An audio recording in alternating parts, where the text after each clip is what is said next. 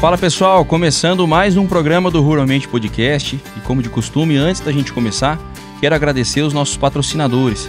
E a Nutri Rações é a patrocinadora master do nosso programa. A Nutri tem um recado pra gente. Nutri Rações, há 31 anos apresentando soluções em nutrição animal. Uma empresa especializada na produção de alimentos concentrados para bovinos, equinos, ovinos, suínos e aves. Possui uma linha completa de produtos destinados à pecuária leiteira, garantindo eficiência e economia em todas as fases da produção. Animais em aleitamento, recria, reprodução, pré-parto e lactação. A Nutri também está presente no mercado de insumos agrícolas, comercializando adubos, corretivos, sementes, foliares, produtos biológicos, entre outros. Para melhor servir o produtor rural, possuímos uma equipe de engenheiros agrônomos, zootecnista e apoio comercial. Venha nos fazer uma visita na nossa fábrica, na rua Dr. José Luiz Viana Coutinho, número 281. E venha conhecer a nossa loja na Avenida Joselir de Moura Bastos, número 298. Nutri Rações, desde 1993, oferecendo soluções em nutrição animal. Irrigação Carriel, há mais de 30 anos no mercado agrícola. A Irrigação Carriel é uma empresa especializada em implantação de sistemas de irrigação. A necessidade de otimização dos recursos produtivos com aumento de produtividade e redução de custos leva o produtor à adoção de tecnologias para a viabilidade do agronegócio. Este tem sido o objetivo da Irrigação Carriel, oferecer soluções para o aumento da rentabilidade dos empreendimentos na região sudeste de São Paulo e leste do Mato Grosso do Sul. Irrigação Carriel, há mais de 30 anos no mercado agrícola. Maré Shopping, o maior e melhor shopping agropecuário do Brasil. A Maré Shopping está com o estoque preparado para poder atender você. Vem comigo que você vai conhecer um pouco da nossa história. A Maré Shopping conta com mais de 25 anos de história, 8 lojas físicas e agora estamos iniciando no mercado digital. Contamos com um espaço exclusivo para gato, uma completa farmácia veterinária com um atendimento exclusivo e cuidadoso para você e para o seu melhor amigo. Vem para o Maré Shopping.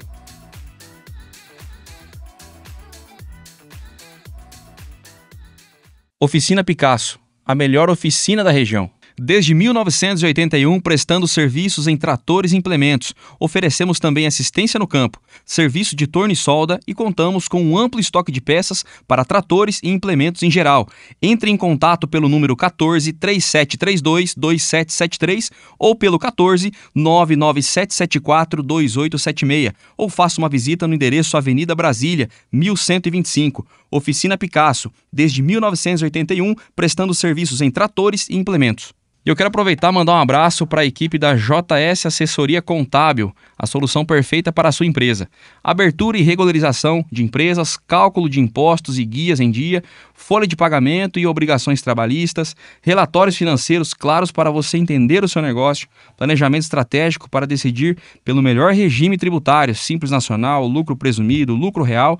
Está sem tempo? O contador vai até a sua empresa, é só agendar um horário. Entre em contato pelo telefone 14 243 0017 ou pelo celular 14 99682 5908 ou faça uma visita no endereço Rua Rio de Janeiro, número 2219, Sala 1. JS Assessoria Contábil, a solução perfeita para a sua empresa. E Rádio Interativa, a rádio que todo mundo ouve. A rádio que está presente em 49 cidades e atinge 1,5 milhão de pessoas diariamente.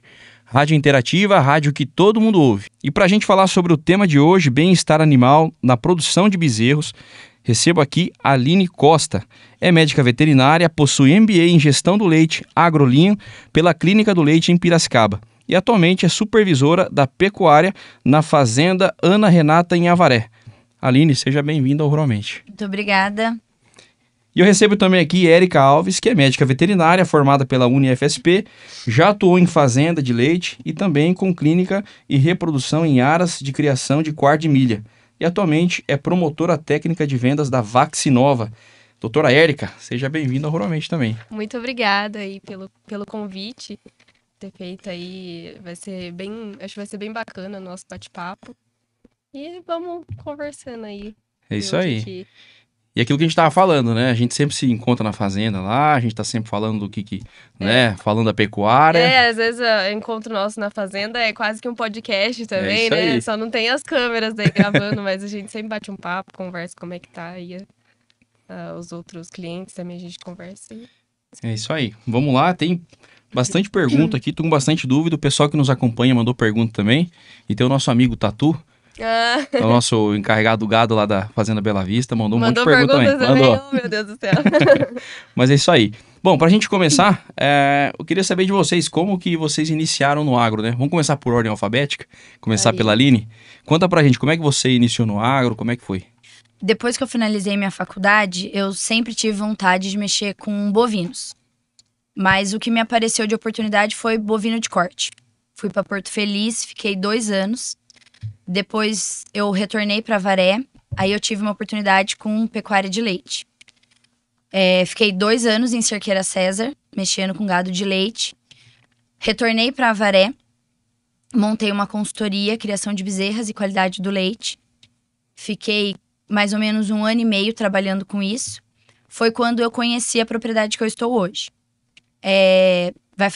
Tem 1 ano e meio mais ou menos que eu tô lá. E lá era uma propriedade tem mais ou menos uns 20 anos essa propriedade, mas era mais como hobby, né? O produtor, ele não é daqui de Avaré. E daí tocavam. Aí a filha e o genro voltaram, eles moravam fora, eles voltaram para tocar o negócio e fazer o negócio realmente ser rentável. Porque o leite, tem muita gente que fala que o leite não dá dinheiro, mas ele é muito rentável, só precisa ser eficiente. Exatamente. E daí eles falaram, vamos fazer acontecer. Aí eu fui contratada e vai fazer 1 ano e meio que eu tô lá, junto com eles, para fazer acontecer o negócio lá. Isso aí. E como é que foi pra você, assim, você já vem de família do agronegócio ou não? Como é que você decidiu cursar o medicina veterinária? Na verdade, o meu avô, ele tinha um sítio e ele tirava leite. E daí o meu pai e o meu tio foram continuando, então eu sempre gostei do leite por causa disso. Eu nasci no meio das vacas, então pra mim era o que eu queria mexer mesmo. Já sabia o que você queria, Eu já sabia o que eu queria. Ah, legal. A gente vai procurar saber um pouquinho mais sobre a sua atividade, mas vamos falar com a nossa amiga Érica agora. Conta pra gente, como é que você decidiu iniciar no agro? Como é que o agro chegou na sua vida? O agro chegou na minha vida praticamente no último ano de faculdade, assim. Eu entrei na faculdade de medicina veterinária e eu ainda não sabia o que eu queria mexer especificamente, né? Eu comecei a fazer a faculdade veterinária porque eu pensava assim, eu quero fazer uma faculdade que ajude a natureza, as pessoas de alguma forma. Eu sempre fui muito católica, acredito muito em Deus, eu queria ajudar. E só que assim, fazer medicina... Você tem uma veia franciscana, então. Fazer medicina não, eu tinha muito assim, me chocava muito ainda, né? Aí eu gostava muito de animais, as áreas da escola que eu ia melhor era biológicas, então eu ia fazer veterinária, mas não sabia se eu queria trabalhar com cachorro, com vaca, com cavalo, com nada. E eu sempre trabalhei a faculdade toda, né? E fui bolsista também, 100% ProUni. Então, assim, não tinha muitas condições de não trabalhar. Então, trabalhei a faculdade inteira e no último ano você tem que fazer estágio, você não tem muita opção. E aí que eu consegui um estágio, inclusive a Aline foi minha orientadora foi mais de 1 ano, né? Foi. Mais de 1 ano aí me orientando, terminei a faculdade, ela engravidou e eu cobri a licença maternidade dela, logo assim que eu me formei, então eu fiquei mais 5 meses na propriedade depois de formada.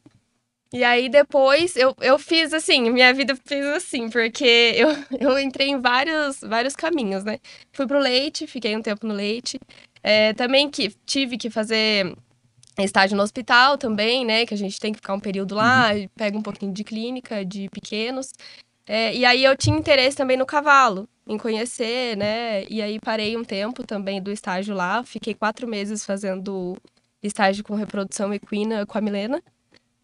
E aí, depois que eu terminei a faculdade, eu voltei, cobri a licença da Aline. E aí, assim, como a propriedade era uma propriedade pequena, não cabia 2 veterinários. Então, assim, a Aline ia voltar. Aí eu precisei sair.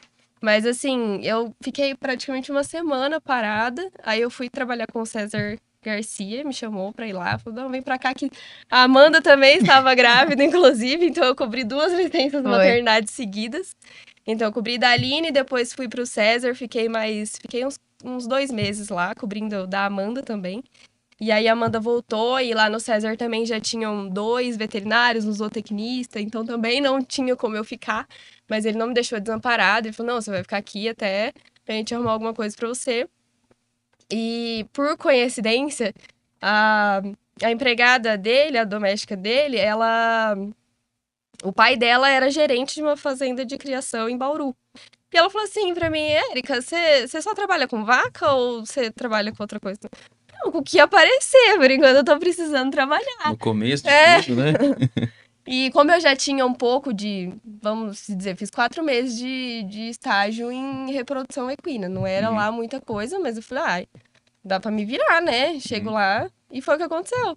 Ela ligou pro pai dela, falou, né, que eu tava lá, precisava e tal. E o veterinário de lá tinha acabado de sair. Então meio que bateu certinho. E aí eu fui pra Bauru, fiquei 1 ano e 7 meses lá trabalhando com reprodução em clínica, onde eu aprendi demais, assim, lá. Foi uma baita de uma escola pra mim, porque lá tinha umas 700 cabeças, outro nascendo todo dia, reprodução, assim, estação de monta quase o ano todo, a gente estendia bastante. E, assim, clínica todos os dias. Claro que tinha uma central que me apoiava, né? Uma central de reprodução. Mas, assim, aprendi demais. E aí você vai ficando. E até agora, assim, na área comercial, né? Como que eu entrei na área comercial, né? Antes, quem fazia a minha função era a Maiara, que estava na Vaccinova. E a Maiara já tinha visitado a gente lá no Zé Renato, visitava a gente no César Garcia, me visitou lá na Caruana. Então, quando ela ia sair, ela veio me perguntar se eu tinha interesse na área comercial. E aí, assim, eu falei, não sei, nunca me passou pela cabeça. Só que ali na Caruana eu sabia que era um lugar que eu tava pra aprender, não pra ganhar dinheiro. Tipo assim, eu cheguei num limite ali que tem hora que você quer mais, assim. E ali realmente, é uma fazenda que não tem como ter, porque tem a central, que também dá assessoria, tem outros veterinários. Então ali realmente sempre tá girando, mas porque é uma questão de necessidade da fazenda, né? Sempre tá girando veterinários, aprende e vai seguir seu rumo. E aí eu peguei e falei assim, eu acho que já deu minha hora, né? Já tô há quase 2 anos aqui. E aí eu quis dar um passo a mais. E aí foi quando eu falei pra Maiara, tenho interesse. E comecei na área comercial. E assim, acho maravilhoso também. A gente viaja bastante, conhece muita coisa. E conhece clientes e manejos diferentes e coisas diferentes, e leite, corte e tudo. E você vê que cada fazenda é uma fazenda, né? Cada fazenda é o seu problema pra dentro da porteira. E assim, eu trabalhei com leite, trabalhei com cavalo. O corte eu nunca tinha nem passado pela minha cabeça. Então, tudo que eu aprendi foi trabalhando com a Vaccinova dentro do corte, né? Hoje, assim, o estado de São Paulo tem muitos confinamentos. Porque a gente preza hoje, né? A gente cada vez mais tenta produzir mais em menor espaço e tempo, né? Então, assim, confinamento tem crescido muito no estado de São Paulo. Então, foi o que... Aí agora eu tô aqui, tô fazendo isso. E a gente promove aí, tenta promover soluções para os clientes, dá assessoria o que precisar, faz treinamento no campo. Não é só venda, né? Então é toda uma parte técnica envolvida. Legal, você falou em confinamento, aproveitar e mandar um abraço pro nosso amigo Felipe Reigadas, que claro. Eu vi que você esteve lá, né? Tive lá essa semana, fui lá. Felipe esteve aqui com a gente também, deu uma bela de uma aula pra gente, um abraço pra você, Felipão. E só trazer uma informação, né, que o índice de animais abatidos a confinamento tem aumentado, né? Tem aumentado. Em 2024, o número foi de 8,8 milhões de cabeças, né? Quase 20% do total abatido, então... É isso aí. É o contrário do que a gente vê nos Estados Unidos, né? Se você observa os Estados Unidos, ele tem praticamente em torno de 85 milhões de cabeças, né? E produz 13 milhões de toneladas em carcaça todo ano. O Brasil tem 196 milhões de cabeças e produz 11,8, 12 milhões. Então, assim, tá perdendo um pouquinho para os Estados Unidos, mas eles são muito mais eficientes por conta do confinamento, né? E a gente tá caminhando para isso também. Tá caminhando para isso. Você falou aí da Vaccinova, conta pra gente, fala um pouco da empresa, como que é a atuação. Então, a Vaccinova, ela preza muito pelo relacionamento com o cliente, né? Então, assim, a gente não quer só chegar, bater porteira, vender e ir embora. Não, a gente quer criar um relacionamento, a gente quer entender a necessidade do cliente. Como diz o meu amigo Robertinho, que também esteve aqui com a gente, você não é tiradora de pedido, né? Exatamente, né? Tiradora de pedido. Tanto que, por isso que hoje eles só contratam técnicos, né? Médicos veterinários ou tecnistas, agrônomos, pra gente levar essa tecnificação até o campo, né? Muitas vezes o proprietário tem alguma dúvida, não consegue acesso fácil a um veterinário, às vezes um cliente pequeno, ou até os grandes mesmo, né? Então é isso aí que a gente oferece, essa validação do cliente, né? Então, essa assessoria. É isso aí, legal. E Aline, antes de a gente entrar no nosso tema principal, queria que você falasse um pouco sobre como é a atuação lá na Fazenda Ana Renata. É isso, né? Isso. Como que é a atuação lá? Quantos animais vocês estão trabalhando? É compost barn, não é? Como é que funciona? Hoje nós estamos com 300 animais no total. 122 animais em produção de leite. Lá é o sistema de compost. E a propriedade tem crescido bastante. Hoje a gente está com 4.600 litros por dia. Em março do ano passado, a gente estava com 1.200 litros. Então, a gente deu um salto, assim, bem grande. E tudo isso já porque eles realmente intensificaram e foi feito compra de animais, né? Para poder aumentar, ter todo esse aumento de produção. Mas também a parte de reprodução faz sempre protocolos de ATF, tudo certinho. Eles têm o colar de monitoramento também, que ajuda muito na parte de reprodução. E por isso que a gente cresceu bastante. E hoje lá, eu entrei para poder ajudar eles como veterinária. E daí, quando veio, né, tanto o Aquiles quanto a Ana, que é a filha e o genro do proprietário, os dois são veterinários. Então, hoje somos em 3 veterinários dentro da propriedade. Hoje, o que eu faço mesmo é só a parte de supervisão. Então, eu faço a parte de supervisão para poder dar o suporte para as pessoas que estão lá, tanto na ordenha, quanto na parte de criação de bezerra, na parte de sanidade. E dou suporte também para o Aquiles, que é quem está fazendo todo o gerenciamento da propriedade. Legal. E como que foi esse aumento de produtividade, né? Como você disse, né, os proprietários acreditaram na atividade, né? Mesmo, né, muitos produtores, né, indo contra, né? A gente também tem experiência na pecuária de corte, né? Então a gente vê muitos produtores que deixaram de estar na atividade, mas a gente estava acreditando. A arroba bateu de vaca, a arroba da vaca de R$190, a gente estava comprando vaca, né? Acreditando na atividade, se posicionando, enfim. Mas eu queria que você falasse como que vocês aumentaram essa produtividade e o porquê que vocês acreditaram na pecuária de leite. Como eu falei, eles estavam morando fora e eles queriam vir para cá para fazer alguma coisa nessa propriedade. E lá ele não tem um espaço muito grande, então a intenção era pegar os animais, confinar, porque os animais eles estavam a pasto. E daí a intenção era essa. Então ele montou um compost, colocou todos os animais que estavam em produção de leite. E com isso a gente tem um aumento na produção, né? Quando você fecha os animais. E daí ele começou a fazer algumas compras em leilão mesmo, para poder aumentar o número de animal. Depois disso a gente passou para fazer 3 ordenhas. Então, quando você aumenta, né? Antes fazia 2 ordenhas no dia. Aí, uma ordenha a mais também tem um aumento na produção. E daí, construiu outro barracão. Então, hoje tá com 2 barracões. E isso acaba melhorando toda a parte de bem-estar animal. E, como consequência, aumenta a produção. E com essas compras, né? Foi comprado animais em lactação. E foi comprado bastante animal já novilha prenha para parir. Então, esse foi o aumento que ele fez, esse investimento que ele fez, mas tudo visando a eficiência, né? Porque quando você é eficiente, você consegue ter um retorno. Então, eles investiram nessa eficiência. E daí, como eu te falei, eles têm o colar de monitoramento, que é da Alflex. Como funciona esse colar? Esse colar é como se fosse aqueles relógios. É incrível esse colar. É muito engraçado. É incrível. É como se fosse o relógio. Aquele relógio que marca os passos, essas coisas. Essas coisas. Ele é um colar, ele fica aqui, daí ele tem o posicionamento certo para ficar no pescoço do animal. E daí ele vai marcando, ele marca tanto a ruminação e a atividade do animal. Então a gente consegue ver se o animal levantou e comeu, a gente consegue ver se o animal tá ofegante e a gente consegue perceber também a parte de cio, né?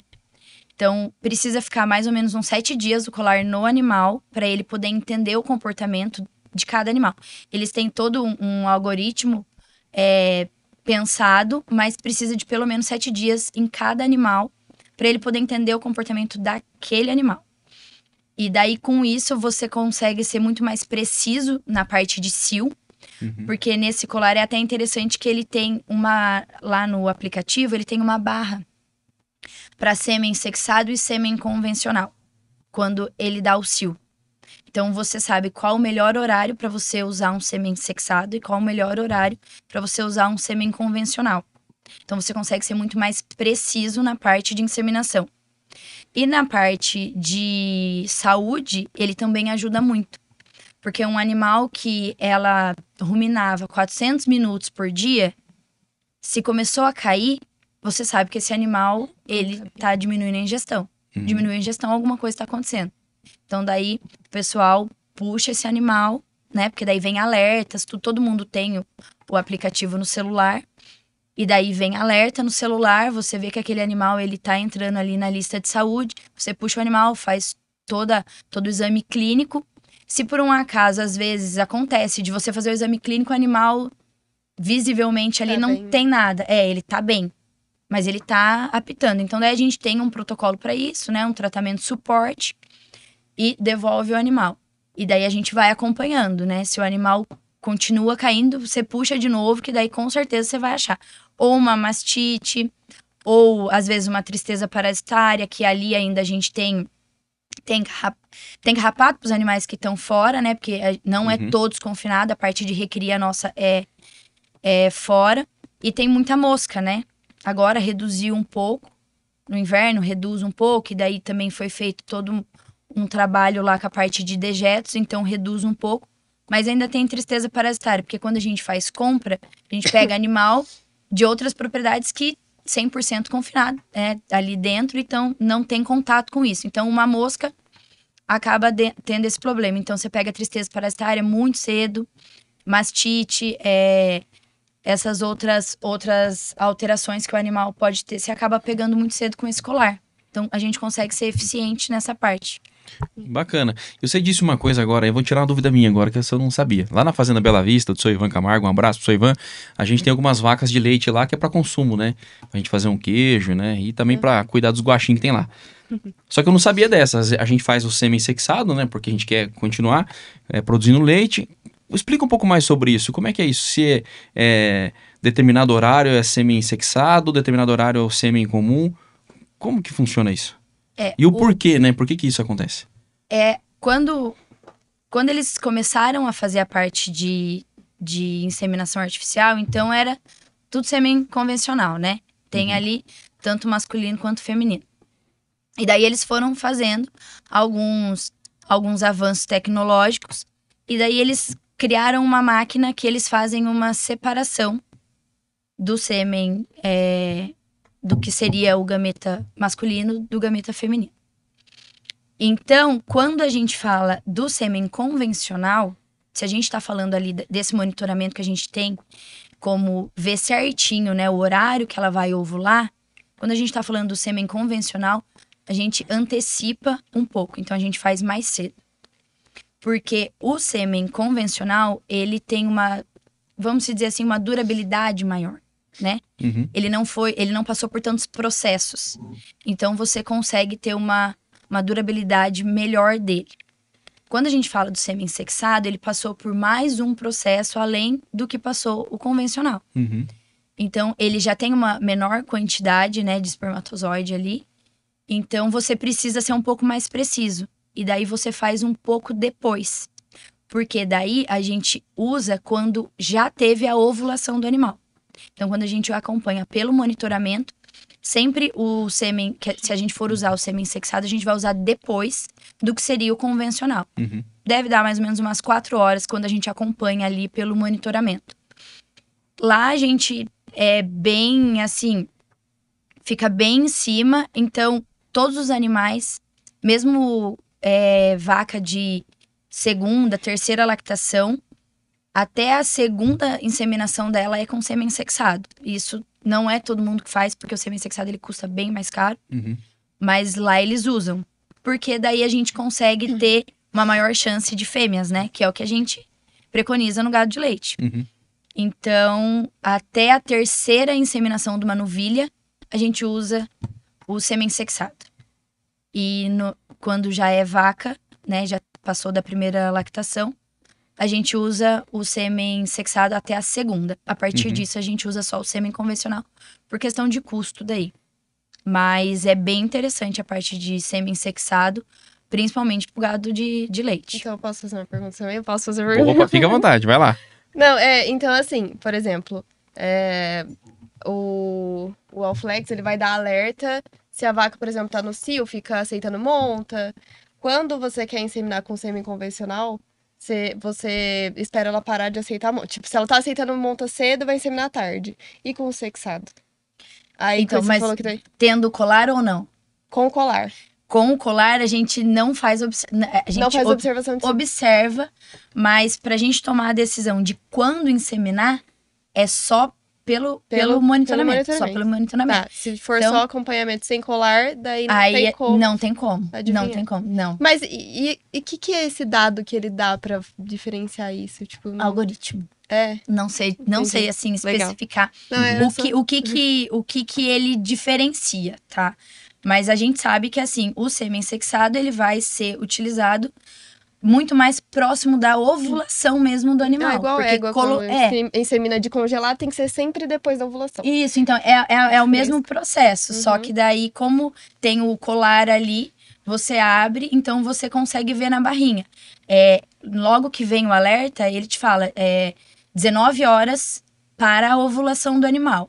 Então, daí você vai acompanhando. Entendi. E daí ela tem a barrinha, o verde, que é o ideal, né? Então, o verde convencional, ele ainda tá no amarelo do sexado. Quando ele tá saindo do verde, que é o convencional, ele entra no verde do sexado, que é um pouco depois. Só que isso a gente faz acompanhando ali. Quando é protocolo de ATF, que daí é protocolo, né? Sim. É tempo fixo. Aí a gente não, independente dela ter entrado no cio ou não, é no horário do protocolo. Agora, quando são os animais que estão fora de protocolo, a gente usa muito só a prostaglandina. Que daí a gente não faz o protocolo completo, né? Mas usa ela. E daí a gente observa o cio. E daí a gente usa o monitoramento. Daí é bem preciso. Legal. E quanto custa um sêmen sexado hoje, né? Estão pagando mais de R$90. Quero saber se estão pagando caro ou não, hein? O sêmen sexado hoje, no gado de leite, ele vai estar em torno de uns R$300. R$300. Nossa, e a gente no gado de corte tá brigando no preço com a turma, né? 25, 30, R$35, dependendo do touro, né? Sextado, a gente pagou 90, achei caro. Não, vai ter. Tem os que você encontra, 150, 200, mas quando você vai buscar a genética, né? Hoje a gente só compra touro que vai produzir leite A2, tem um monte de coisa, né? Então daí quando você vai fazendo afinando. Você vai dando um monte de check ali, ele vai para 300, 150. Legal. Ô Aline, de uma maneira geral, quais são os principais desafios da pecuária leiteira hoje? O que você destaca? Hoje, olha, eu acredito que a parte de mão de obra é uma das coisas, assim, que é o que a gente mais tem dificuldade. É impressionante, só complementando, porque todos os setores que a gente traz aqui, que a gente conversa, né? Ou mesmo fora daqui que a gente conversa com as empresas, é sempre a mão de obra no agro. Acho que esse é o grande gargalo, né? Que a gente tá... É difícil porque, assim, eu vejo que quando a gente fala no agro em geral, a gente vê que tem isso. Mas o gado de leite, eu sinto uma maior dificuldade porque, assim, quando a gente fala Vamos supor, você vai contratar uma pessoa para fazer o trato dos animais. O trato dos animais tem que acontecer, o primeiro trato, a gente preconiza quando os animais saem da ordenha, o trato esteja no coxo. E a ordenha começa 4 horas da manhã. Então, quando você está falando de um tratador, ele tem que estar lá 3h30 para ele começar a fazer isso. E daí, quando você fala de um ordenhador, você precisa que a pessoa esteja disposta a fazer a ordenha 4 horas da manhã. No nosso caso, é 4 horas, meio-dia e 8 horas da noite. Então, a ordenha começa 8 horas da noite, ela vai terminar 11h30, meia-noite. Então, até você fazer tudo. Então, assim, essa é a maior dificuldade. Hoje, a maior dificuldade nossa é a mão de obra. Por essas questões. Eu acho que o horário do gado de leite, ele é bem difícil. É bem difícil. Fora isso, o custo hoje da parte de alimentação também pesa bastante. Isso também é assim, quando a gente fala que leite é centavos, é realmente centavos, porque você recebe, né? Eu não vou dizer que é pouco, porque quando você é eficiente, o que você recebe você consegue ali, né, fazer girar, porque senão a gente não teria propriedade de leite hoje funcionando. Exatamente. Então, mas assim, é centavos. Então, quando você tem que fazer essa conta de centavos, a gente acha, às vezes, fala assim, mas essa ração aqui, um exemplo, custa, sei lá, 90 centavos e a outra custa 95. É só 5 centavos, mas quando você vai fazer um montante, é muita coisa. Então, acho que essa parte também aperta bastante. Principalmente porque na pecuária de corte é subjetivo, cada fazenda é uma fazenda, né? Mas numa média, o custo total com a nutrição responde a em torno de 70% do custo total, né? Da produção. Não sei se na pecuária de leite também é assim. É bem alto. Se não for, é um pouquinho mais, né? Eu não sei precisar, assim, o quanto mas é grande parte. É grande parte. Então, assim, é uma parte que se você precisa cortar custos, claro que você precisa ter um bom alimento, porque, né, é o que vai fazer o teu animal produzir. Mas é ali que você tem que apertar as contas. Porque faz muita diferença. E de uma maneira geral, todos os setores do agronegócio, acredito que todos, né, mas se a gente pegar soja, produção de milho, pecuária de corte, pecuária leiteira, né, todo mundo está tendo que pilotar o custo ali, né, as margens estão cada vez mais estreitas, né, então exige cada vez mais uma gestão eficiente nessa questão de custos, né, e enfim. Érica, o que você tem observado na pecuária de corte? Quais são os principais desafios que você tem observado? Não foge muito, né, do que a Aline falou. Mão de obra, sem dúvidas, continua sendo aí o pioneiro e nutrição também, né? Às vezes milho sobe, milho baixa e também o clima, né? Às vezes não ajuda muito, né? Principalmente região assim lá pra cima, Araçatuba, Rio Preto é uma região seca, né? Quente. Então aqui ainda eu falo que a gente é privilegiado, né? A gente tem chuva, a gente tem terra boa. Lá pra cima a dificuldade é um pouco maior. Em questão, acho que seria basicamente isso, né? Clima, mão de obra, preço das coisas. O preço nunca tá bom, né? Nunca tá bom. Mas de uma maneira geral, o que vocês têm observado assim? A gente lembra, né, que há muitos anos atrás aconteceu o êxodo rural, né, que as famílias saíram do campo para ir para a cidade, buscar conforto, melhores salários e por aí vai. Vocês não acham que o agro está fazendo esse papel reverso? Hoje os melhores salários estão no agro, né, as melhores condições, né? O agro fez o papel dele, né? Hoje você contrata um funcionário para morar na fazenda. Antigamente era água encanada e energia, né? Hoje a gente tem que ter internet. Sim. E eu acho ótimo isso, né? Tem que ter, né? Que é a qualidade de vida para o funcionário e para a família do funcionário. Mas na visão de vocês acham que o agro está fazendo esse papel de para reter esses profissionais? Porque a gente vê muito na internet, no TikTok, no Instagram, o agro é pop, né? Os caras gravando com Dodge Ram, com Hilux, né? Mas se é tudo isso, cadê esse pessoal para trabalhar no agro mesmo, né? O que vocês acham? Eu acho que, às vezes, hoje em dia, parece que não tá sendo nem questão de salário mais. E que nem você falou, o pessoal oferece casa, oferece cesta básica, melhores condições, mas parece que o pessoal não coloca na ponta do lápis, né? Muita gente não quer trabalhar de verdade. Parece que essa geração de hoje não quer trabalhar, né? Quer ficar ali, talvez, dependendo só de um auxílio e dá pra tocar assim. E você pode oferecer um melhor salário, pode falar que tem casa, mas o cara não quer o compromisso. Então, eu acho que isso o pessoal tá enfrentando demais, assim, essa dificuldade de achar gente comprometida e boa. Às vezes o patrão fica funcionário o patrão fica refém do funcionário. Porque você não pode nem falar um A mais alto, que a pessoa fica sentida, quer pedir conta, se for assim, não dá. Ou, sei lá, você contratou a pessoa pra passar o trato. Você pede um dia pra... Não, você não podia consertar uma cerca, só, tipo... Não fui contratada pra isso. Então, assim... É uma dificuldade aí. Por isso que a gente fala, os bons a gente tem que agarrar com todas as forças e valorizar mesmo o funcionário, porque... E o que eu acho, assim, que auxilia, né? Questões de capacitar também, né? Eu acho que o funcionário, quando você oferece capacitações, ele se sente valorizado. Então, assim, colocar metas, sei lá, no leite, por exemplo, é muito fácil. Não, vamos lá. Então, se a gente conseguir baixar o CCS, a gente tem um churrasco no final do mês. No corte, sei lá, se a gente conseguir aumentar o peso da desmama, a gente, sei lá, faz alguma coisa. E isso eu acho que motiva os funcionários. E é o que a gente precisa, porque tá complicado. E você engajar o funcionário, né? Porque você tem que fazer ele entender que ele faz parte do processo, né? Sim. Que nem eu sempre uso esse exemplo, o Tatu me permitiu usar esse exemplo. E uma vez a gente rodando a fazenda, né? Perguntei pra ele, falei, qual que é a sua função aqui dentro? Ele falou, a minha é rodar o gado, curar um bico de bezerro. Falei, não é. A sua função é entregar milhões pro mercado, né? Entregar uma carne de qualidade pro chinês comer, ou vai pra Europa, enfim, ou vai pra uma boutique, né? Essa é a sua função, né? Então ele... o olho dele deve ter brilhado. Ele começou a pensar diferente, né? E é verdade, mas para isso você precisa cumprir o seu papel no dia a dia, né? Mas o verdadeiro sentido não é você entregar milhões, entregar uma carne de qualidade, né?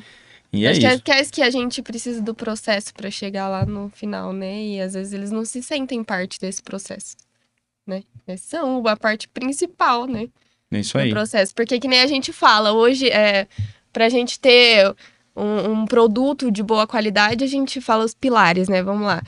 Genética, sanidade e nutrição. Mas a gente esquece que quem linka tudo isso é o manejo.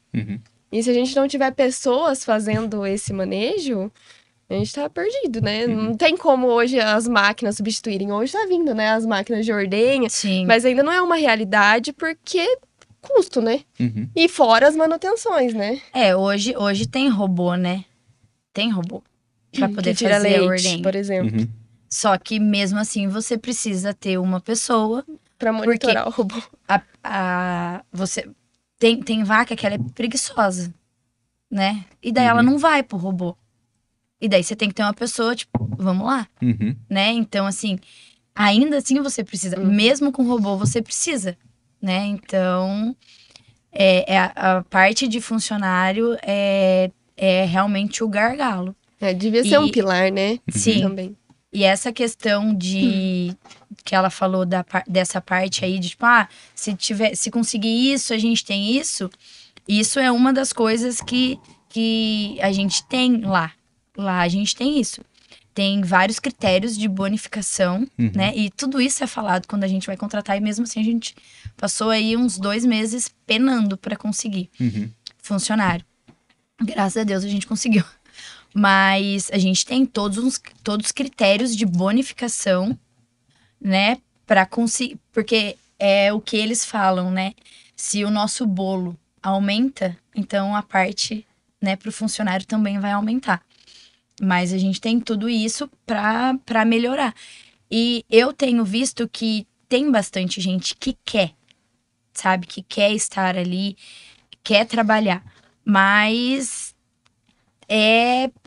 querendo ou não, é um trabalho pesado. É um trabalho pesado. Eu fiquei 1 mês fazendo os intervalos de ordenha. Porque teve uma funcionária nossa que teve que fazer uma cirurgia. E daí a gente não tinha funcionário. E eu precisei a Ana, o Aquiles precisou fazer. Olha, falar pra você. Não. Fácil, não. E tem que tirar o chapéu pra turma que é da Lida, né? Realmente, Muito. não é fácil o É trabalho, né? Por isso que precisa ser muito bem remunerado, muito bem Sim, reconhecido, né? Mas é um trabalho para poucos, né? Sim. Eu, graças a Deus, tô com uma equipe muito boa na Fazenda Bela Vista, nas Verdade. jangadas, Betel, tem que até bater na madeira aí, né? Mas Um abraço pra equipe, Um abraço pra inclusive, turma. porque o pessoal nota 10 mesmo. você conhece lá a Conheço, turma, né? Já é de galera, casa. O pessoal é 10. E um abraço pro seu Ivan também, que é o proprietário das fazendas. Eu queria que vocês... Bom, vamos entrar no tema principal nosso. Conceito de bem-estar animal na pecuária de corte, pecuária de leite. Queria que vocês começassem, Érica, vamos lá. Bom, vamos lá, né? Hoje a gente tem aí, a gente linka, né, 5 liberdades do bem-estar animal, né? Primeiro, livre de fome e sede, que isso aí é o básico, né, de toda a criação. Mas assim, não livre de fome e sede qualquer água, qualquer comida, né? Comida de qualidade, comida nutritiva, uma água limpa, né? A gente fala que a água dos animais tem que ser a água que a gente pode beber. Segundo, livre de estresse e medo. Uhum. Livre para expressar seu comportamento natural. Livre de injúrias e doenças, né? Infecções. Então tem que ser um animal saudável e livre de desconforto. Então, assim, quando a gente tem essas 5 liberdades, a gente tem um bem-estar animal. E a Aline até comentou, se não tem bem-estar, não tem produção. Uhum. Às vezes as pessoas que não conhecem o agro, né, julgam muito. Ai, meu Deus, tá tirando leite da vaquinha. A vaquinha que é mal cuidada, ela não dá leite. Um boi que não come bem, que não tem saúde, ele não engorda. Uhum. Então, assim, as pessoas às vezes não olham pra Não. esse lado, né? Então, assim, às vezes tem vaca sendo muito bem cuidada, inclusive. E, assim, tudo tem que andar junto, né? Uhum. Então, questão de sanidade. Como a gente tava falando, o maior custo hoje é nutrição. E, às vezes, a gente falar um pouco, assim, de sanidade é o quê? 2, 6% do custo, no máximo. Uhum. E, às vezes, as pessoas negligenciam, né? A sanidade. Não vou fazer essa vacina, não, porque nunca tive problema. Mas, às vezes, é necessário. Você não sabe. Às vezes é um problema que amanhã vai morrer 3, 4 de uma vez. Então, é melhor prevenir do que remediar, né? Uhum. Então, assim, começando pelo bem-estar, são as 5 liberdades. Ter um espaço confortável, ter condições, né? Se você não tem, não cria. É melhor, porque senão você também não vai ter resultado. E o que você tem observado hoje, o pecuarista de corte, ele tem respeitado essas 5 liberdades, né? Segundo o relatório de Bramble, né? Ele tem respeitado? O que você acha? Porque quando a gente fala de bem-estar animal, não é você levar o colchão lá, como diz a Carmen Pérez, né? Que é muito legal o trabalho que ela faz, né? Então, antes de você levar o colchão lá para você deitar o bezerro, massagear o bezerro, você tem que oferecer uma água de qualidade, um alimento de qualidade, né? Não submeter o animal a agressões, né? O estresse e por aí vai. Mas o que você tem observado? Hoje o pecuarista está fazendo a lição de casa em relação a essas 5 liberdades? O que você tem observado? Eu acho que tá melhorando. Da mesma forma que a gente falou que o pessoal tá migrando para voltar para as fazendas, eu acho que o pessoal tá migrando para olhar por outro lado, né? Ainda existe, claro que existe. A gente vê, né? O pessoal às vezes mais chucro, tipo assim, um pouco de machismo até, né? Tipo, querer mostrar força contra o animal.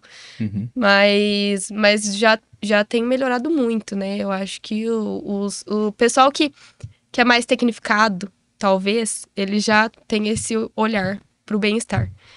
Ele sabe, né, que na produção o importante é o bem-estar do animal. Então, assim, quem é mais tecnificado talvez tenha mais esse olhar, assim, pro bem-estar.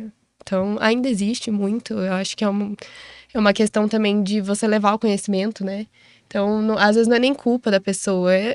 Tipo, é uma ignorância que a pessoa não tem culpa, ela não sabe. Uhum. Então, assim, eu acho que isso vai melhorar ainda daqui pra frente. E na pecuária de leite? O que você destaca pra gente reforçar esse pensamento da Érica? A parte de bem-estar na pecuária de leite não tem como você realmente fugir. Né? As vacas, elas não podem passar calor, né? De jeito nenhum, porque se passar calor quebra o leite. Então, elas ficam deitadas, elas têm aspersão de água, tem ventilador, ficam lá bem de boa, comida sempre fresca. Que a gente tava falando, a nutrição, ela realmente tem ali a parte de alto custo, mas sempre vai ser a melhor para ela. Então, é sempre comida fresca, assim, o que sobrou vai sair dali, não vai colocar em cima. Então, sempre comida fresca, a melhor porque é comida balanceada, não é qualquer alimento que é colocado. Então, é uma comida balanceada. Toda vez que vai para ordem, elas ficam em aspersão, elas ficam com ventilador. Isso falando, né, das vacas que são em produção, porque se elas passarem qualquer estresse calórico ou qualquer outro tipo, elas vão quebrar o leite mesmo. E daí, quando a gente fala dos outros animais, eu tenho visto a maioria já tá migrando realmente para confinar todos os animais. É uma crescente por vários motivos. O bem-estar principal e também por questão de a parte de carrapato, essas coisas interferem muito. Então, tá todo mundo tentando fazer isso. Acaba tendo um custo maior, porque quando você fecha o animal, você, por obrigação, tem que realmente ofertar a comida, né? Tudo isso. Então, tá reduzindo isso. E é toda essa parte de realmente coxo limpo e bebedouro limpo. E a gente tem também no leite o enriquecimento ambiental, né? Tem. Pendura as bolinhas para Pras as bezerras. Na desmaminha tem escova para elas se esfregarem. Até no compost também tem. Né? Para as vacas maiores. Hoje tem umas escovas que elas são automáticas. O animal a vaca encosta, ela começa a girar. Aí ela liga. E daí eles fazem isso para as bezerras. Então pega aqueles escovão, amarra, né? Ou monta aqueles fenil, que daí elas ficam só beliscando ali, que vai se entretendo. Então tem tudo isso que... E a gente sabe que um animal saudável, ele vai, né? Prosperar. Ele vai vingar, né? Como eles falam. E só para a gente fazer uma conta básica aqui, né? Você falou que, como você disse, que o protocolo sanitário muito bem feito, ele está incluso no bem-estar animal, né? Segundo a literatura, para cada R$1 que a gente investe em sanidade, a gente tem um retorno de R$4, né? Então vamos considerar um custo médio aí de produção de um bezerro de corte, R$2.500. 5% desse custo é R$125. Se você investe R$125 em sanidade, você tem um retorno de R$500, né? Então, é isso que você disse. Na somatória, né? Exatamente. Aí você pega um lote de 1.000 animais, né? 500 animais que seja, né? O quanto que influencia no seu resultado, né? E é como você disse, um animal saudável, ele produz mais. Sim. Só que a gente tem que ter essa consciência do bem-estar animal, não só pensando na rentabilidade, né? Sim. Que é o que você também disse, que é a questão de ética, né? Sim. De você ter o respeito pelo animal, você se colocar no lugar do animal, né? Inclusive tem a Temple Grandin, né? Que ela é psicóloga e zootecnista, né? Ela tem um filme, né? Ela tem um filme e ela escreveu um livro que chama A Língua dos Bichos, né? Que ela fala muito disso, né? Que ela se colocar no lugar do animal e... porque os animais, eles enxergam diferente, eles escutam diferente. Só que na natureza eles são presa.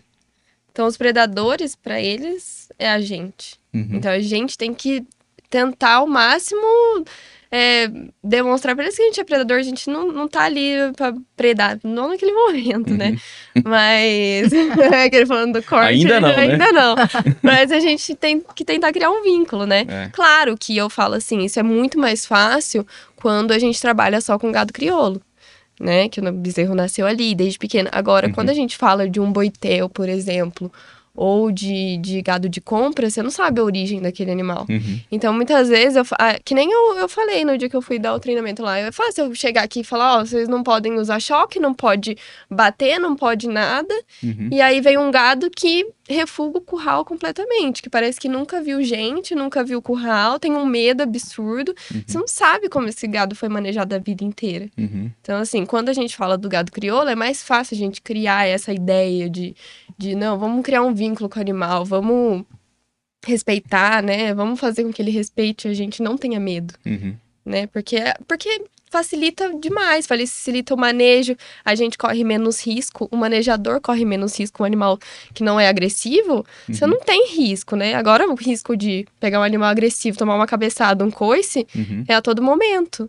E quando machuca, machuca mesmo. Quando machuca é de verdade, eles têm uma força que eles não conhecem, entendeu? Eles, animal de 500 quilos, eles não conhecem a força deles, porque se eles quisessem...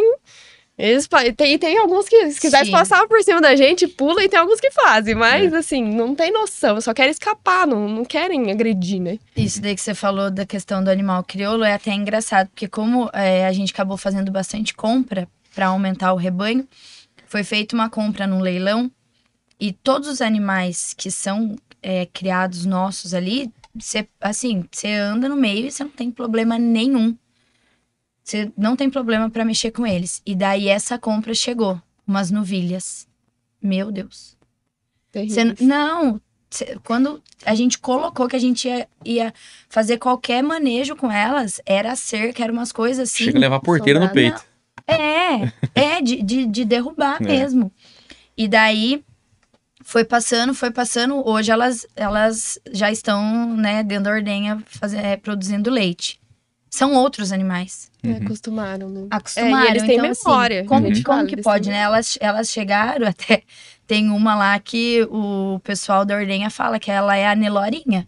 Porque ela... Nossa, quando chegou, você ia mexer com ela, ela metia os 2 pés. Era os 2 pés. Super perigoso. E agora, mesma coisa que nada. Então, assim, é pra você ver como que... por mais que elas tenham vindo, né? Com medo, porque isso tudo é medo.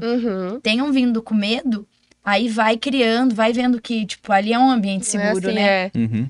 Mudou completamente. Hoje é outro animal. Você não fala igual que é quando a gente faz, por exemplo, novilha que nunca entrou na ordenha, né? Vai parir logo, começa a passar elas antes na ordenha pra pegar, pra na hora que parir, porque já tem o estresse da parição, né?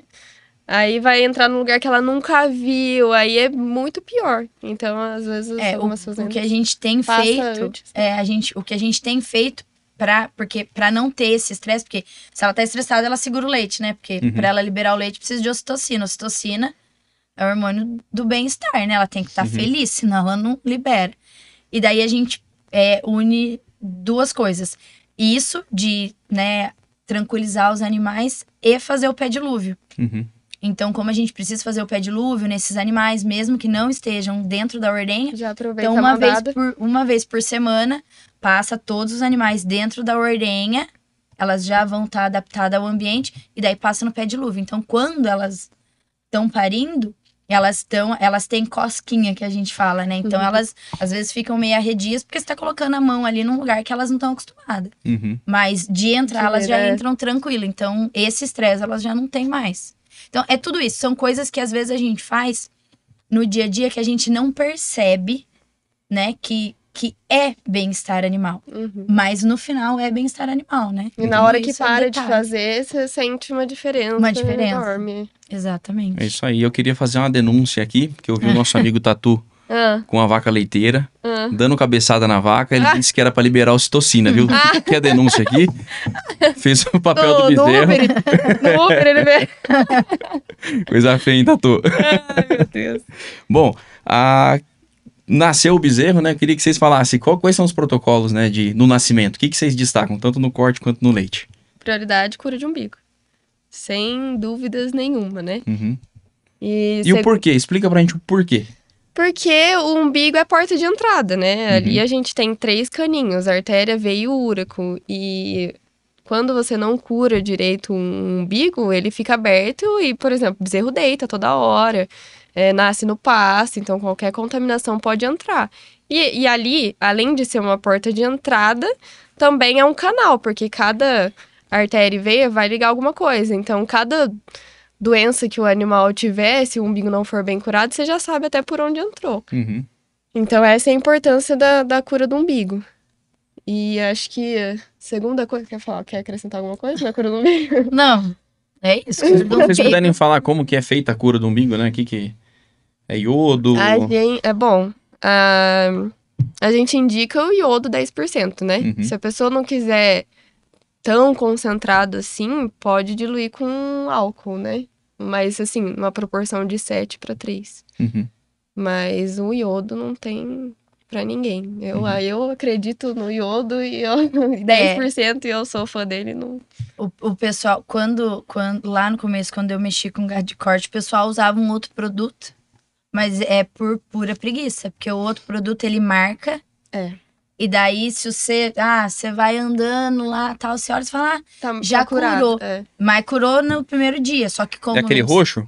Não, um amarelo. Ah, amarelo. Só que daí... o líquido é roxo. Não. O líquido é amarelo. Só que assim, ele tem uma porcentagem de iodo muito baixa. Muito baixa. Então, tipo assim, ele tem outras coisas que... Ele só tem tinta, na verdade, basicamente. Porque você passa no primeiro dia, 3 dias depois, se você olhar, parece que você acabou de passar. Só que daí não tem eficiência nenhuma. Né? Então... O iodo já não é tem iodo. É iodo, tem que ser. Na parte do gado de leite, a primeira coisa continua sendo a cura do umbigo. A gente faz a cura do umbigo, são 2 vezes por dia, por 5 dias. Isso é protocolo, tem que fazer. Eu acredito que a parte de criação de bezerra, quando você fala de gado de leite, ela é um pouco mais criteriosa, porque é a vaca do futuro, então tem tudo isso, né? Você quer um animal que tenha uma longevidade. E daí, fora isso, como segundo colocado, entra o colostro, né? A colostragem. Então, assim, tem alguns critérios que a gente utiliza. Então, hoje a gente faz avaliação de Brix de colostro, então tem que estar dentro daquela qualidade. Aquele Brix. Se não tiver, a gente vai enriquecer com colostro em pó para estar dentro do que a gente preconiza. 2 horas pós-parto, então nasceu, até 2 horas pós-parto, essa bezerra ela tem que mamar. Pelo menos 10% do peso vivo dela. Então, se é uma bezerra que ela, por algum motivo, ela não tá tendo reflexo de sucção, ela não quer mamar, a gente passa a sonda. Vai passar a sonda porque o animal ele tem que ter essa ingestão, porque a gente sabe que a única forma dela ter a imunidade é através do colostro. E daí entra a parte de vacina, que você tem todo um protocolo vacinal, né, na secagem e no pré-parto, para com que esse colostro venha rico em imunidade e você ofereça, né? Então não adianta nada você oferecer e não ter nada de imunidade. Então fica meio que sem função. Então é isso, é a parte de cura do umbigo, a gente faz a colostragem que tem que seguir tudo isso, identificação do animal, e daí colocar na baia limpa para as próximas mamadas dela, né? Que a bezerra no leite, ela mama 2 vezes por dia. Então, aí já vai pra baia e acho que os primeiros cuidados, basicamente, é isso que a gente faz. E são 2 coisas extremamente essenciais, né? Que é a queima do umbigo e a colostragem, né? Porque eu vou trazer sempre o corte, né? Que eu tô conhecendo um pouquinho do leite, né? Mas se você pensar assim, um animal que tem a cura do umbigo ou a colostragem negligenciada, se ele não vier a óbito, né? Por algum motivo, se não for acometido por doença, né? Com 7, 8 meses a gente desmama esse animal de 15 a 20% a menos do que um animal saudável, né? Então, se a gente falar em um animal de 240 quilos, saudável, você vai desmamar um animal que teve a cura do umbigo negligenciada ou colostragem, uma média de 200 quilos, né? Aí você faz a 40 vezes R$13 hoje, estamos falando de diferença de R$520, né? Então, tudo é contado, né? Tudo, a gente fala que às vezes é a parte que a gente não faz conta, mas que às vezes vale muito mais, né? Do que o que a gente tá colocando no lápis. Mas é essa questão, umbigo, colostragem. No corte a gente não tem tanto esse controle, né? Que consegue fazer no leite. Até porque no leite o bezerro geralmente não fica com a vaca, né? Então todo o suporte do bezerro tem que ser humano, né? Agora, no corte, a gente não consegue ter esse controle de qualidade de colostro, mas a gente consegue saber se o animal mamou, consegue observar o úbero da vaca, se o teto, se tá mamado ou não, consegue ver se o bezerro tá bem, tá com o vazio preenchido. Então, tem esses fatores que dá para observar se o bezerro mamou ou não. Mas a importância de ver se o bezerro mamou rápido também, mamou assim, entre 2 horas também é importante. A gente recebe perguntas do pessoal que acompanha a gente, né? E a Alta Genética de Piracicaba diz o seguinte: recomendam enriquecimento de colostro com produto em pó? É economicamente viável? Aí é com ela, porque, assim, eu acho que no corte só vai fazer isso se a vaca morrer, né? Ou realmente não tiver leite, aí, ou não tiver nenhum banco de colostro, nada do tipo, aí vai fazer o leite em pó. Mas eu, na minha opinião, eu acho maravilhoso, uma ferramenta, assim, incrível, porque, assim, a gente fala que hoje colostro é ouro, né? Quem tem banco de colostro tem uma fortuna, porque isso daí é valioso demais, né? É importante demais. Daí a imunidade é a única forma de você passar a imunidade pro bezerro. Então, assim, quem tem banco de colostro é ouro. O colostro em pó foi uma criação, assim, maravilhosa. E ele é caro, caro, caro. Assim, mas, tipo assim, quem vai falar de rentabilidade é a Aline, que vai saber melhor, assim, se realmente vale o custo. Eu acho que vale. Pelo menos você salva o bezerro, né? O Marcelo Gaeta, que é o nosso veterinário, indicou, né? Pô, compra lá o leite em pó lá e... Falei, bom, vai ficar pelo custo do bezerro esse aqui, né? Mas vamos salvar, né? O colostro em pó, ele realmente é bem caro.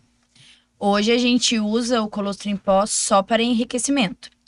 A gente tem um banco de colostro, então todo animal que pariu, a gente tira o colostro, faz a avaliação e daí a gente vai reservando bolsas, né? Bolsas até 3 litros e vai congelando. Então, assim, hoje, só para falar em números, então, o Brix que a gente preconiza é a partir de 26, tá? Que é um parâmetro que a gente faz num refratômetro digital. Então, a partir de 26 já é considerado um colostro com uma boa qualidade. Se ele estiver abaixo, a gente vai enriquecer até chegar nisso. A gente tem uma tabela para poder seguir, não coloca, né, a olho, segue isso e coloca. Mas vale muito a pena, porque depois que a gente colostrou, 24 horas depois, a gente coleta o sangue desse animal e a gente vai fazer uma avaliação desse sangue. Então, a gente consegue ver o quanto foi eficiente essa colostragem. E daí, quando a gente faz isso, a gente consegue ver, vamos supor, um animal que demorou para mamar, não mamou uma quantidade de colostro que a gente considera, né, adequada, que é a 10% do peso vivo, e o colostro não teve uma boa qualidade, você vai ver que aquele parâmetro, ele é menor. E daí, a outra bezerra que teve tudo dentro do que a gente preconiza, às vezes é 2 pontos a mais. Então, falando em Brix, novamente, que é o mesmo aparelho que a gente usa. Então, tem bezerra hoje, que eu tenho bezerra lá que teve proteína sérica de 7 e tem bezerra que teve de 10. Qual que é a diferença de uma para outra, né? Uma realmente não teve uma boa colostragem. Algum ponto ali não foi eficiente. E a de 10, todos os pontos foram muito bem eficientes e ela conseguiu fazer toda essa parte de imunidade dela. Qual que vai ser a diferença de uma para outra? Se a de 7 der diarreia, a chance dela recuperar é muito menor. A de 10 vai recuperar muito mais fácil. Às vezes ela nem tem. Mas se ela tiver, ela vai recuperar muito mais fácil. Então, assim, vale muito a pena você ter um banco de colostro e vale muito a pena você ter colostro em pó para enriquecer. Então, assim, eu não sei como é que funciona muito bem na parte do gado de corte, mas assim, se tiver como tirar e guardar, vale muito a pena. Vocês têm banco de colostro? Porque é bem caro. Inclusive, a gente não consegue gelar a coca, o guaraná que a gente leva lá, porque tá cheio. lotado. Ai, que bom. Glória. Que bom, mas vale a pena. Bom, o Diego Freitas diz o seguinte: quais são as principais doenças que acometem a bezerros, tanto no corte quanto no leite? O que vocês destacam? Diarreia e pneumonia. Acho que é o principal, né? É o principal. Diarreia e pneumonia. Se tiver a cura do umbigo bem feita, é diarreia e voltando pneumonia. um pouquinho no que a gente falou de protocolo, assim, de nascimento, né? E o que você comentou da desmama com 15% a menos. Vou dar um exemplo aqui. Hemeriose. Por exemplo, a hemeriose é uma doença, ela vai acometer bezerros, né? E geralmente só 5% dos animais que têm essa doença que apresentam sintomatologia clínica. Então, às vezes, o animal tem essa doença, hoje a gente trabalha com o farmacox, né? para protocolo. Na bezerra de leite, a gente indica ali com 7 a 15 dias, no corte por questão de manejo, no primeiro dia de nascimento. Se a gente não faz, né, esse preventivo, e o animal também não apresenta sintomatologia, mas a eimeriose está presente, ela pode estar causando lesões intestinais, que o animal não está apresentando sintomatologia, mas está diminuindo a absorção dele de alimento. Então, quando ele vai desmamar, ele pode ser um animal que vai desmamar com 15% aí a menos do que um animal que teria tomado esse protocolo. Então, assim, algumas doenças ocultas, né? A verminose também é uma delas. Então, assim, esse foi um exemplo que eu quis citar aí por conta de protocolo de nascimento.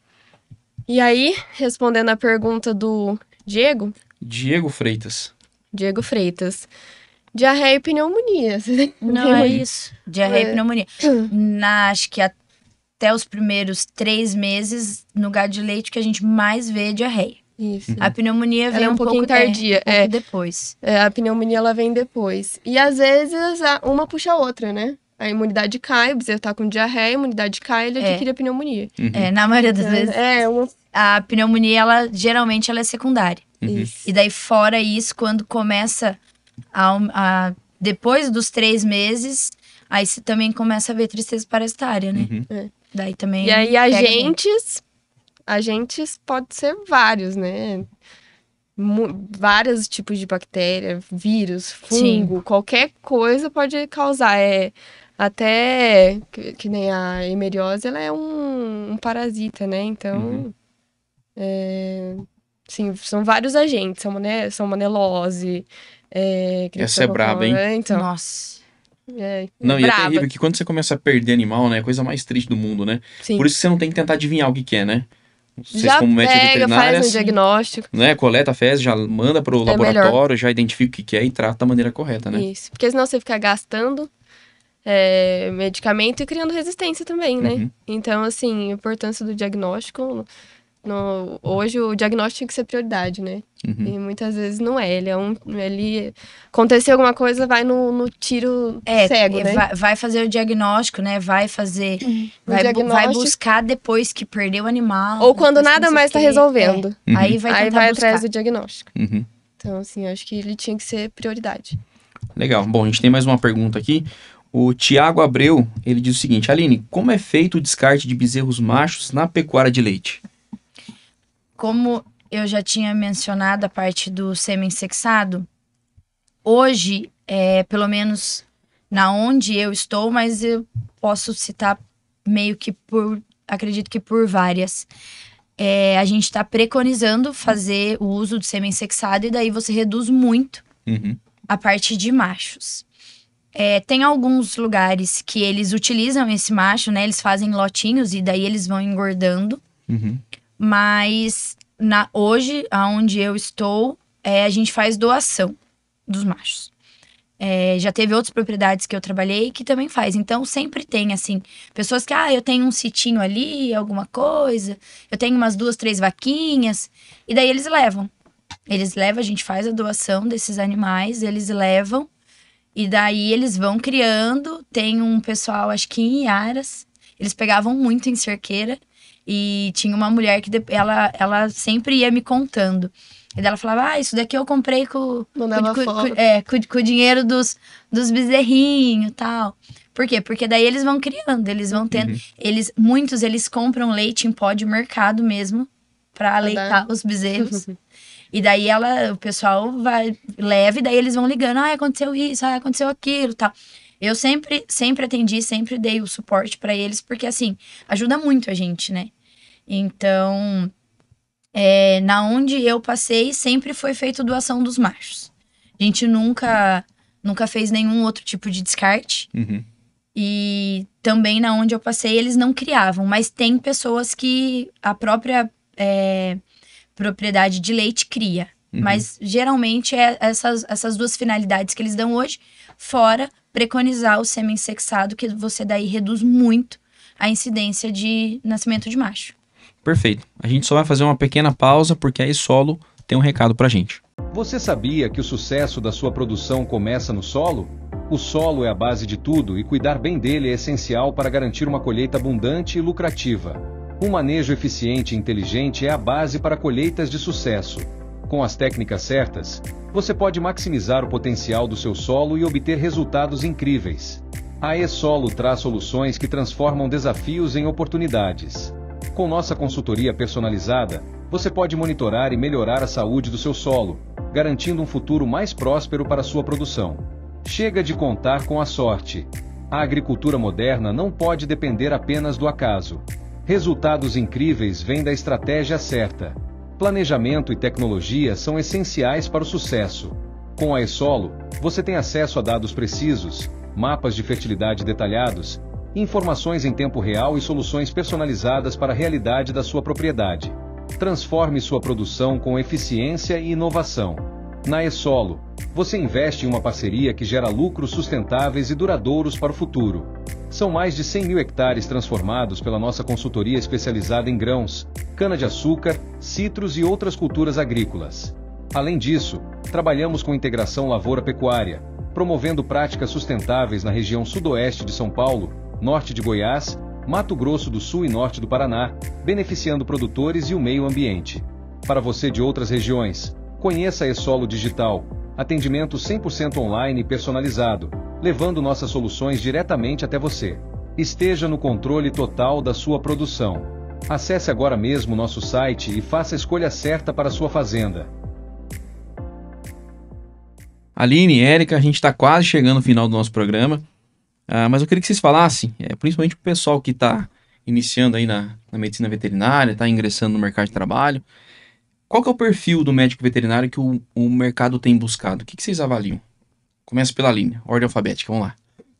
Eu vejo hoje que uma das coisas que mais falta é a parte de proatividade. É uma coisa que todo mundo tem buscado e parece que tá faltando. Não tem como falar, é a geração. Pode ser. Mas sempre tem estagiário com a gente, tanto nos outros lugares como agora. E a gente às vezes percebe isso, sabe? Que as pessoas, bem o que a gente já tinha falado lá atrás, questão de funcionário, de tipo, eu vim para fazer isso. Eu vejo que muitas vezes os alunos, eles vão para a propriedade, eles querem só fazer assim, eu estudei isso, eu só quero fazer isso. E daí, às vezes, a gente pede, vamos, né, limpa ali, faz isso, faz aquilo. Ele já é um especialista antes de... Quer fazer só a veterinária. Isso, e eles não querem fazer outra coisa. Que nem quando eu comecei a estágio com a Aline, a primeira coisa que ela fazia, eu falava, você vai chegar na fazenda, você vai ficar lá, você chega 1h, eu chego 1h30. Essas meia hora que você vai ficar lá, você vai observar o lote de desmame. E eu falei assim, tá bom, mas observar, não é ficar no celular, é observar.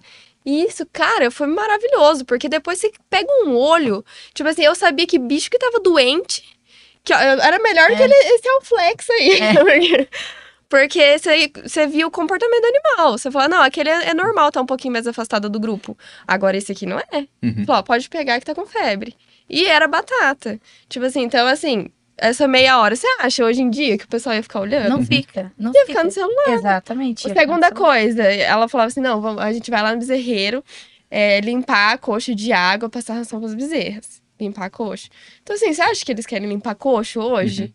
Não querem, eles querem só fazer o legal da veterinária, né? Exatamente. Tipo assim. Exatamente. E eu acho que é muito mais do que isso. É manejo, é você ter relação com os outros funcionários.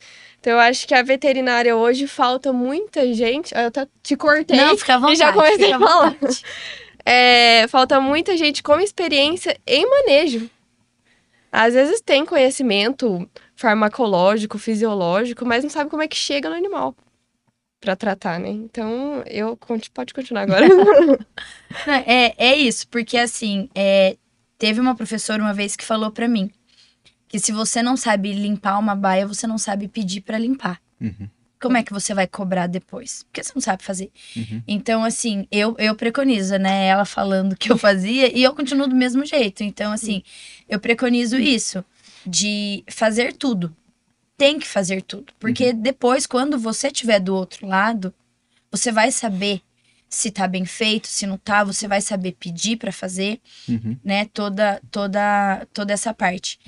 E também o que eu vejo muito é que eles saem da faculdade e vão pro estágio com tudo aquilo teórico e eles querem que o que tá no livro aconteça. E não é assim, né? Então, teoria, ela é extremamente importante, mas você tem que entender como vai acontecer na prática. Tem coisa que é inviável, tem coisa que não dá para acontecer.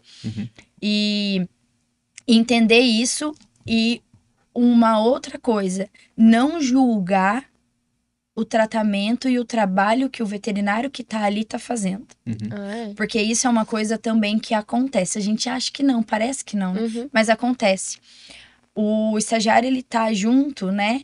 E daí ele fica olhando e daí ele fica... na cabeça dele, né? Ah, porque se fosse eu fazia isso, fazia aquilo. E uma coisa que eu fazia também era isso, né? Tipo, hoje é você. Fala pra mim o que vai ser feito. E daí quando a responsabilidade é dele, aí ele não sabe o que tem que fazer. Mas na hora que a responsabilidade é do outro, eles são cheios de querer dar pitaco, sabe? Ah, porque podia fazer isso, podia fazer aquilo, não sei o quê. Só que assim, quando o veterinário que tá ali faz, é porque a responsabilidade é total dele. E se acontecer alguma coisa, quem responde é ele. E tá lidando com vidas, né? Tá lidando com vidas. E então, tá dentro da realidade de uma fazenda, exatamente. né? Os então, desafios de uma fazenda. Então eu acho que é isso. Eu acho que hoje, quando você vai pro estágio, você tem que pegar tudo que você puder. Se você tiver que ficar até depois do horário, fica até depois do horário. Se tiver que limpar, limpa.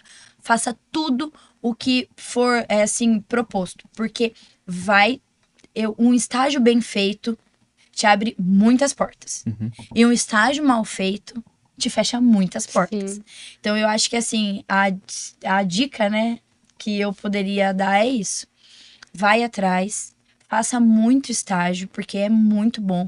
Conheça muitas pessoas, ouça mais, fale menos e faça tudo o que for proposto, porque tem motivo, estão te vendo, e na hora que alguém chegar e falar assim, olha, eu preciso de alguém, você vai lembrar daquele estagiário.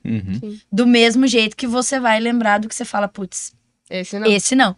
Então, você não tem que falar, ninguém vai falar mal do estagiário, só não vai indicar. Que já é o que basta, né?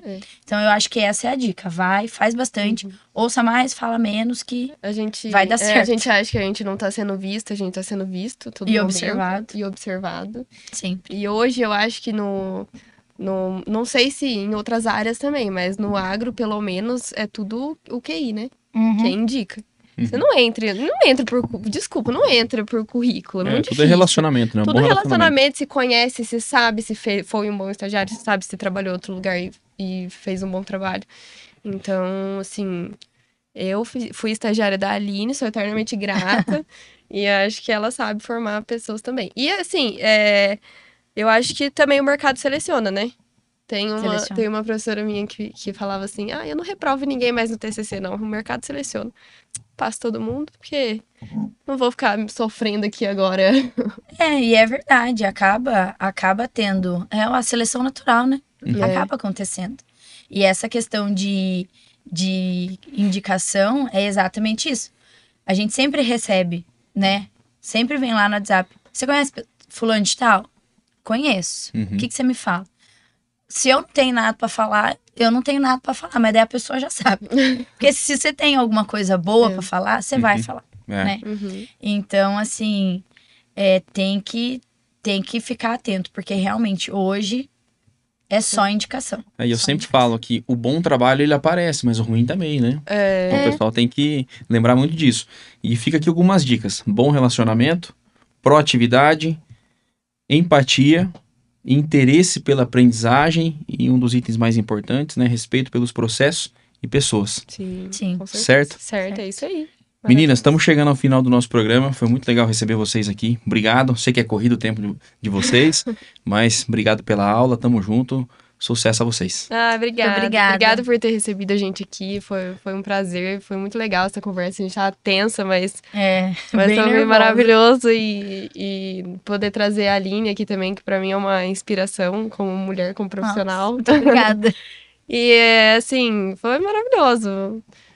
Bora pra cima e Tamo junto. tamo junto. Eu Bom. agradeço a Érica pelo convite, daí agradeço você também por ter me convidado. E foi uma oportunidade bem interessante. Eu tava também bem nervosa, mas acho que fluiu. Era o ar-condicionado, tava ligado. Era o ar-condicionado, ser, tava pode ser. frio, tava tremendo. Mas é isso aí, gente. Obrigado mais uma vez. Sucesso a vocês. Obrigada. E antes da gente encerrar, a VL Produções tem um recado pra gente. A tecnologia drone chegou ao campo para oferecer uma nova perspectiva ao produtor rural. Com imagens aéreas detalhadas e de alta resolução, ajudamos você a visualizar e planejar sua propriedade de forma mais eficiente. Visualize terrenos, cercas, estradas e construções com mais precisão. Imagens estratégicas para a tomada de decisões na sua propriedade. Garanta imagens aéreas profissionais para otimizar sua produção e gestão rural. Entre em contato e leve inovação para o seu campo. E quero agradecer a Nutri Rações, Maré Shopping, Irrigação Carriel, Oficina Picasso, E-Solo, Rádio Interativa. E quero agradecer a você que nos acompanha. Esse foi mais um programa do Ruralmente Podcast e a gente se vê na próxima.